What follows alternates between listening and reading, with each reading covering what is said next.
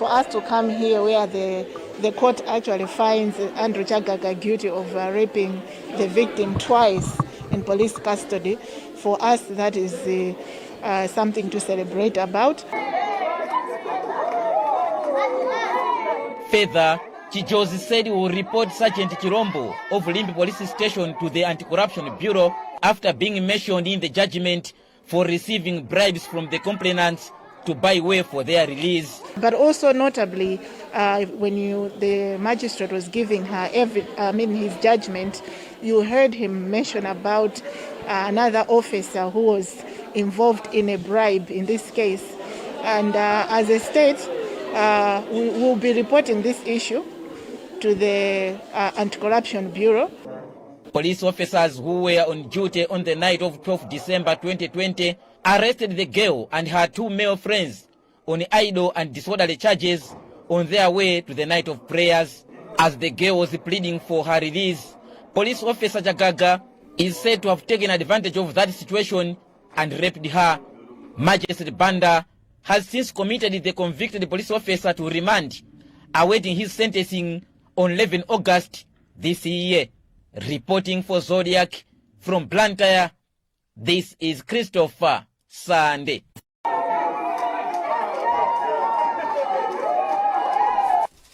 Staying in the courts, High Court Judge Dorothy DeGabriel this week received final submissions in the attempted judge bribery case against Dr. Thompson Mpinganjira. In his submission, Mpinganjira's lawyer, Patrice Nkono, argued that his client was charged with offences that do not exist under law. But lead lawyer for the state, Reinek Matemba, said he had presented overwhelming evidence to secure conviction. The judge said would later announce when she shall deliver judgment in the matter. This report by Alex Banda. The business mogul, Dr. Thompson Mpinganjira, stands accused of 6 counts, bordering around attempting to bribe 5 High Court judges who heard the presidential elections case to sway the decision in favor of former President Peter Mutharika and the Malawi Electoral Commission MEC in 2019. In his submission, state lawyer Reinek Matemba, a former director at the bureau who effected the arrest of Mpinganjira himself, said the action of the accused were illicit. The accused person on his own set out to engage himself in criminality. The defense raised issues of entrapment, issues of non-existence of a parcel of money, but on our part, what we focused on and emphasized in court is that the existence of a parcel, that information did not come from Justice Tembo or Justice Bodan. It voluntarily came from the accused person himself. So for the defense to try to convince the court that a parcel of money never existed, it's not only surprising, but unbelievable, because that information came from the accused person himself when he mentioned it to Justice Tembo and also Justice Potani. But in their final submission, defense lawyers led by Patrice Nkono prayed for an acquittal of all the 6 charges. We feel very confident. The Constitution requires the court in making a decision to look at only the facts and the law. And we think if the court is looking at only the facts and the law, there is no evidence of offering an advantage, there is no evidence of corruption. What then would you be deciding that there is an offence that's been established? That's the point we're making. But at the end of the day, we'll see how the judge goes about it. But we think we've explained to the court properly what this is about. Judge DeGabriel has said she will give a verdict on the matter within 2 months. For Zodiac at the High Court in Blantyre, this is Alex Banda. This week, 6 Malawian medical laboratories were accredited by the SADC Accreditation Services, which health specialists describe as a great milestone in the provision of international health care. Health Minister Kumbidze Kandodo Chiponda said this is an assurance that Malawi is providing quality medical laboratory services that are being recognized globally. U.S. Ambassador to Malawi Robert Scott has applauded the 6 Malawian medical laboratories for the achievement. Grace Kombe with details. The 6 Malawi medical laboratories are the National HIV Reference, Partners in Hope, Dream Balaka, Dream Blantyre, My Ward Private Hospital, and Malawi Liverpool Wellcome Trust. Health Minister Kumbidze Kandodo Chiponda says attaining SADC's ISO 15189 is a great milestone in the provision of quality laboratory services in the country and beyond. She said the medical laboratories, which are providing diagnostic services for HIV, TB, malaria, and other diseases, will help in the control and prevention of deaths that are occurring due to lack of expertise in local laboratories. It gives confidence to the people who are accessing services from that laboratory, even internationally. So wherever you are going, you need to have those people, trusting that you have gone through a process, a well-trusted process. That is how important the laboratories are. Zodiak's principal investigator, Alashira Bimuku, and U.S. Ambassador to Malawi, Robert Scott, have applauded Malawi for attaining Zodiak's ISO 15189, saying this has boosted confidence in as far as the provision of laboratory services is concerned in the country. Being accredited means that you become part of the international world. So whatever test is done in any of these labs can be replicated in any part of the world. Malawi Liverpool Wellcome Trust Quality Assurance Officer Joshua Kapiga said although the journey was tough, the accreditation has motivated the organization to continue providing quality laboratory services even in the wake of COVID-19 pandemic. This will bring confidence to our laboratory technicians because they are now aware that whatever they are doing it in the right way, and they are producing quality results. Southern Africa Development Community Accreditation Services, SADCAS, was instituted to meet the accreditation needs of 13 SADC member states in promoting integration of quality management framework and validates that laboratories perform according to international standards. This is Grace Kombe for Zodiac. Now to environment. Kaningina Forest Reserve in Mzuzu is under threat of depletion as people are flocking to the forest to cut trees as they wish. The forest is well known for prayers and other recreation activities. As we find out, the forest is also slowly turning into a dump site for waste. The development threatens to kill Lunyangwa River, which is Northern Region Water Board's main water source. Nomsa Zimba visited the forest and put together this report. This is what used to be a thick forest with natural vegetation and home to a lot of wildlife. Not until when people discovered it offered a best environment for prayers where people would go to meditate while having the view of the whole Mzuzu city and enjoying the cool breeze from Lake Malawi, which lies down west of the mountain. Slowly, people have been invading the mountain with some faith ministries even establishing their makeshift prayer houses. They cut trees to create large space for worshipping. Mr. Kumbo Matise has been in the mountain for 4 years running his faith-to-faith ministry. He attests that forestry officials have twice bent his church in attempts to vacate him until he engaged a lawyer. He claims the people who go to the mountain for prayers should be left alone as their mission is to pray. So when the forest people came, they came with warning letters, and when they brought the warning letters, then they said, you must leave. I said, I cannot leave because God told me to be here. They gave us 2 weeks that we must leave. Then in 2 weeks when they came, I said, no, God hasn't told me to leave, so I cannot leave. Then they bent. When they bent the shelters, they went. And then when I built the second time, they came again and they bent everything. And then from there, we have this lawyer, and then he granted the permission for me to be here. Apart from those that go for prayers, lately the mountain has suffered serious deforestation by charcoal burners and some who are even harvesting the indigenous trees for timber which they freely smuggle into the city. The worst and imaginable is that part of the forest has also turned into a dump site. This is despite the fact that it acts as a catchment area for Lunyangwa River, a source for Gariva Dam, where Northern Region Water Board taps its water to supply to Mzuzu and other surrounding areas. But commenting on the matter, Principal Officer for Mzuzu Forest Department, Gloria Mankambira, says all those residing and encroaching the Kaningina forest are doing so against the law. The people who are saying that they were given an authorization from Forest Department to reside in the forest reserve, I don't think they are saying the truth. And in no court, we haven't seen any judgment or court order allowing people to be residing in the forest reserve. So as of now, I can say they are residing illegally. But as it stands, a stitch in time will help save the beauty the resource that Kaningina Mountain is. The Public Affairs Committee PAC says it is scheduled to meet President Lazarus Chakwera on social and economic woes rocking the country. PAC Chairperson Bishop Guilford Matonga told Zodiak that it is sad that Malawians continue to experience rampant corruption, appointment of cronies into public positions, and failure by the president to fulfill his promises. Political analyst Wanda Fumkuche says PAC should also remind the president to act swiftly on matters of national importance. Christopher Sunday reports. Public Affairs Committee PAC spokesperson Bishop Gifford Matonga says the State House has given them a nod to meet the president soon to discuss a range of issues that are currently affecting Malawians. Bishop Matonga has told us that some of the issues that they intend to raise to the president include increasing cases of corruption and the appointment of cronies into public positions. He says they will also talk about economic hardships and failure by President Chakwera to fulfill his promises, citing his delay to reshuffle his cabinet.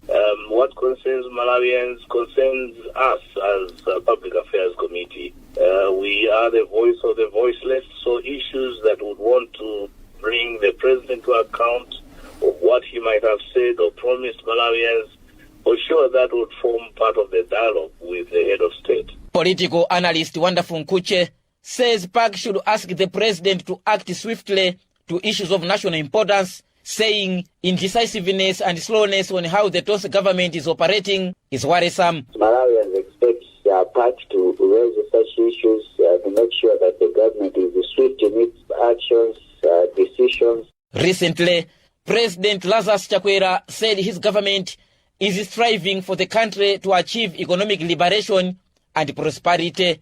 Reporting for Zodiac, this is Christopher Sunday. You're watching This Week in the News here on Zodiac. We'll be back with more after this.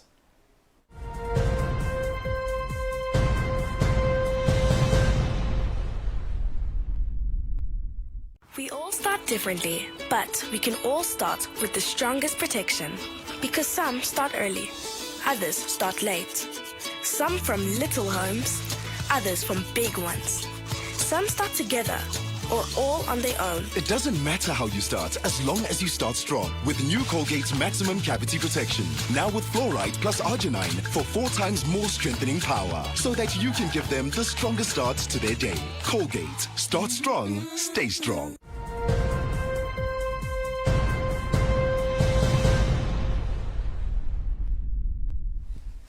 Welcome back. A look at the headlines as we continue.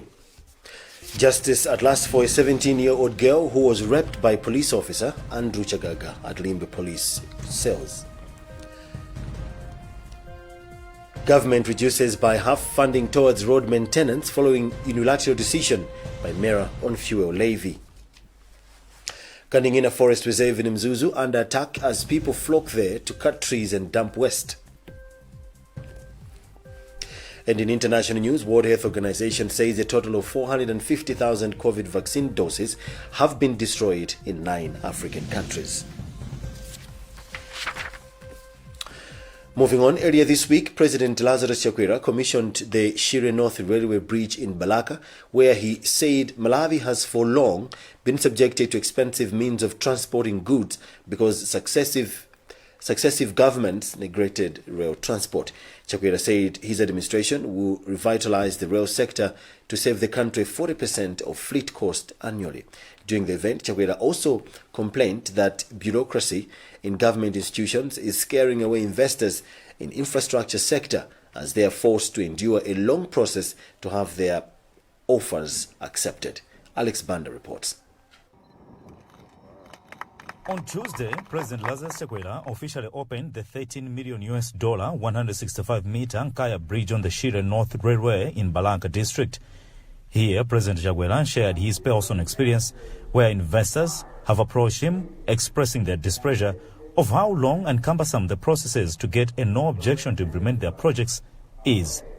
The president arrayed fears the current system breeds a ground for corruption, ordering the Minister of Transport to overhaul the current system and present the new proposed ideas in the next sitting of Parliament.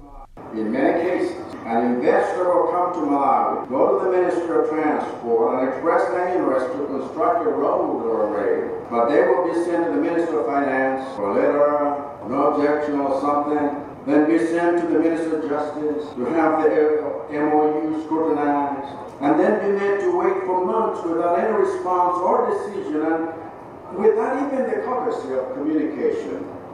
Minister, I want this nonsense to stop. I'm therefore directing that you fix this because we don't need that mess. In an interview, Deputy Minister of Transport Nasem Dogojawola said she will proceed as ordered. Yeah, since it's a directive, we'll go through the directive. But it's a process because for one to be awarded a contract, he or she has to go to the Justice, OPC, Ministry of Transport. So it's a procedure. And we just need maybe to resign the circular that was done before. Central East African Railways has been upgrading the entire railway project. For Zodiak in Blantyre, this is Alex Banda. Meanwhile, the state of roads in the country may not improve as expected because funding for maintenance of the roads has been choked by a decision by the Malawi Energy Regulatory Authority, MERA. In the last 3 months, MERA, in consultation with Treasury, reduced roads maintenance fuel levy by 4% to caution anticipated hike in fuel pump prices.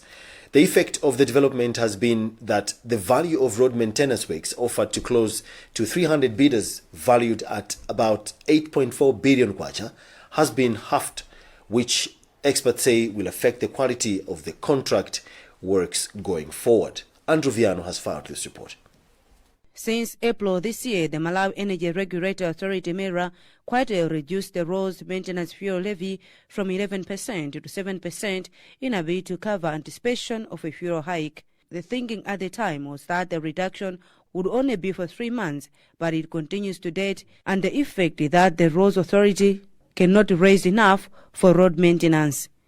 Board chair for the authority, George Ngani, confirmed the development to us, saying the turn of events has affected their ability to offer quality road maintenance works now. It is incumbent upon the key shareholder of our institution, which is government itself. So Capitol Hill, after holding some discussions, we hope they will find a way of filling the gap so that the result or the effect of reducing the fuel levy don't become detrimental to the work of road maintenance. According to Chingani, 300 contractors were already identified for maintenance works valued at 8.4 billion kwacha, but their scope of work has been reduced to cost the available 4.2 billion kwacha. While the Roads Authority is worried at the scenario, MERA and Treasury are pushing responsibility to each other on who has the last say on rectifying the anomaly. Fitina Konje speaks for MERA. She says the decision was made by all stakeholders, including RFA, with the aim to manage fuel pricing without crippling road maintenance works in the country.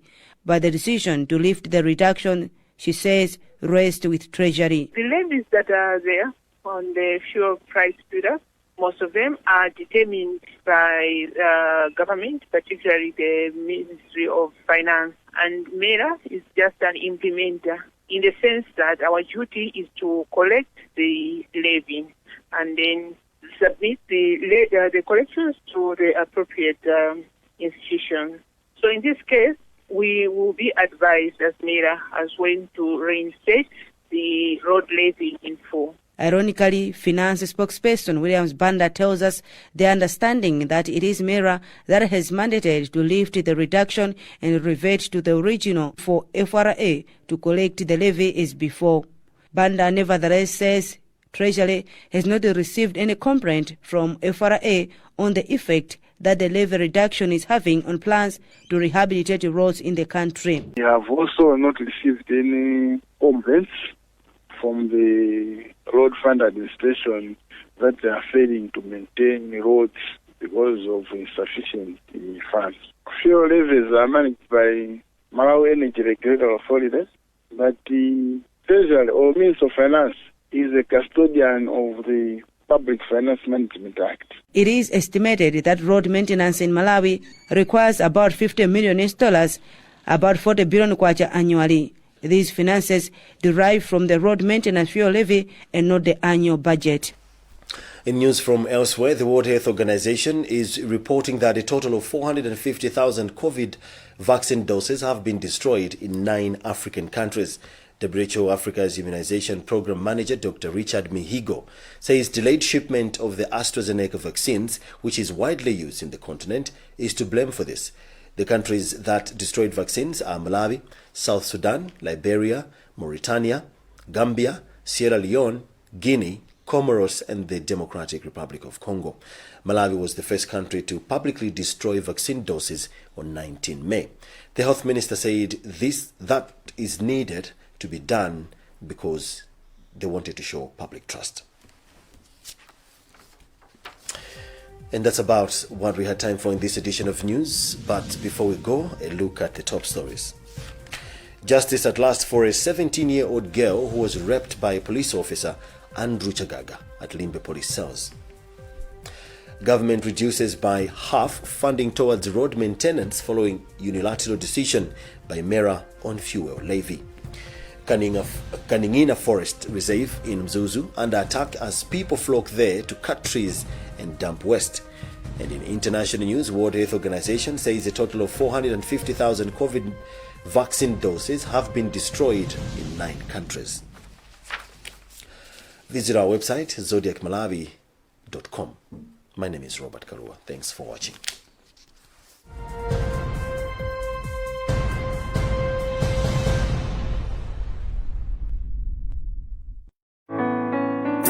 Ndipamba moyo usamalileni moyo